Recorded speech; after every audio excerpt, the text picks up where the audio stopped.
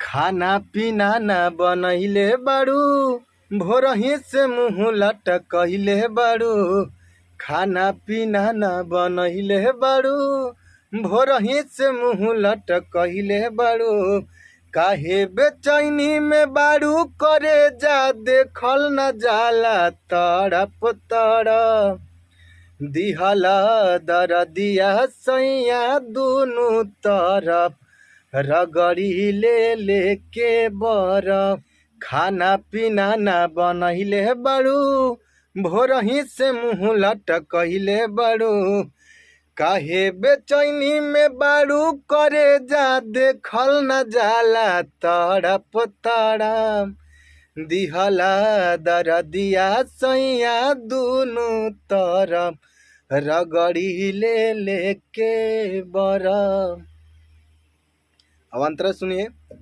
रहेला बहरिया पिया, बुझा ना लचरिया पिया। माजा में साजा दिहला, डहके में हरिया पिया। नहीं गलती तोहार सुन धनिया हमार, रहे तहारो तमन आगे बढ़े परिवार। तहरे लगोदी उदास लागे रानी, चढ़ी के कोरा छड़प छड़प। दिहला दरदिया सैया दुनू तरफ, रगड़ी ले लेके बरफ। दिहला दरदिया सैया दुनू तरफ, रगड़ी ले लेके बरफ। कैसा लगा ये भाई? ये वीडियो देखकर, देख रहे हैं काफ़ी गर्मी में मैं ये वीडियो तैयार कर रहा हूँ। मेरा 1-2-3 वीडियो मेरा चैनल पर से ही अच्छा खासा आप लोग सपोर्ट कर रहे हैं, अच्छा खासा व्यू दे रहे हैं भाई। मैं इनके लिए बहुत सारा आप लोगों को थैंक यू बोलना चाहता हूँ।